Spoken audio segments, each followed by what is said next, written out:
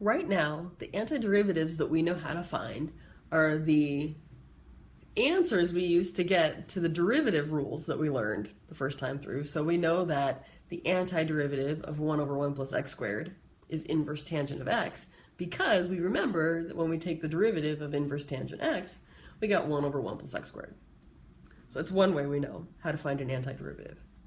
A second way we know is we can find the antiderivative of a polynomial function, or a function that's x raised to an exponent, if we remember to use the reverse power rule. So when we took the derivative, we decreased the exponent by 1 and multiplied by the old exponent.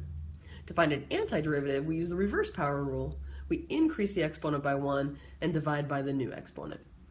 So except for those two situations, we don't know how to find very many antiderivatives.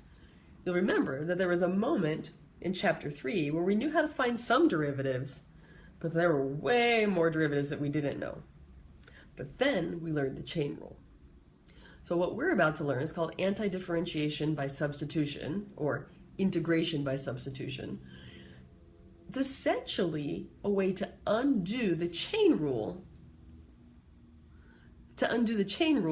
when we're trying to find an antiderivative. So it'll help us find antiderivatives for functions that came from derivatives that came from the chain rule. So substitution you've used before. You used substitution when you solved systems of equations. You used substitution probably to solve, we used to call them equations in quadratic form. So we're going to use this little technique. We're going to, instead of a complicated expression, we're going to replace a complicated expression with a nice, easy, tame variable that makes more sense to us. The only thing you really have to watch out for when we use integration by substitution is to not accidentally break that second rule we learned in the last video. We cannot evaluate an integral, cannot find an antiderivative until we have an integral with exactly one variable. So watch how this goes. I want to evaluate this integral. So I want to find an antiderivative for e to the 7x. So far no problem, because there's only one variable in this integral. But unless you've been practicing really hard, and I've been trying to trick some of you into practicing really hard, you probably don't know an antiderivative for e to the 7x off the top of your head.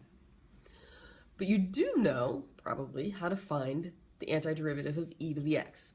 He's the easy one. The antiderivative of e to the x is just e to the x.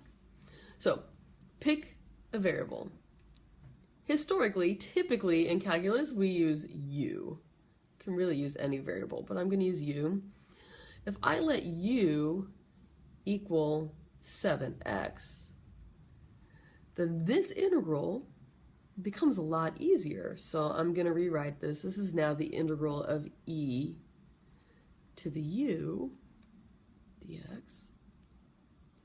And you might think to yourself, oh, well, I know the antiderivative of e to the u. It's just e to the u. Okay, but don't fall into the trap, because I have created an integral that contains two separate variables. So we have to figure something out. And in this case, we actually have enough information to change this whole integral into a u integral, because I have just defined the relationship between u and x, which means I'm going to be able to define a relationship between du and dx.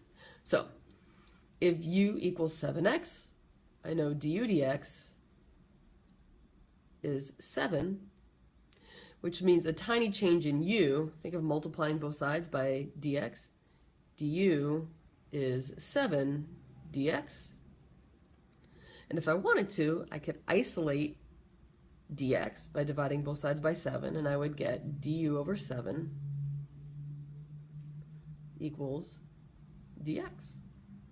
Now I can make a second substitution, which is everywhere I see dx, I can replace it with du over 7. So here's my new integral. It's the integral of e to the u times, what can I write instead of dx? I'm going to write du over 7. Now I can, this is like e to the u times du times 1/7. Typically, you will see that that 1/7 will get factored out to the front, although that's not critical. That's 1/7 e to the u du. Well, I can find the antiderivative of eu. Look, now my integral has exactly one variable. That's e to the u du. The 1/7 is factored out front, so that's going to be 1/7 e to the u plus a constant. And now I'm super close to an answer. Notice the original problem was posed to me with only x's. So it's my job to give an answer that has only x's. So I'm going to make one last step here. Whoops, one last step here to replace the u with, ooh, I erased it. I said at the beginning u was equal to 7x. So here's my new problem. It's going to be my new answer, 1/7 e to the u was 7x plus a constant. Now remember, I can always check my answer to an indefinite integral problem by taking the derivative of my result and making sure I end up with the original integrand. So I'm going to test it by finding the derivative with respect to x of 1/7 e to the 7x plus a constant, which is 1/7 times e to the 7x times 7 plus 0. My 7's will cancel, and I'm left with e to the 7x, which was in fact my original integrand. That tells me that my answer, 1/7 e to the 7x plus a constant, is correct.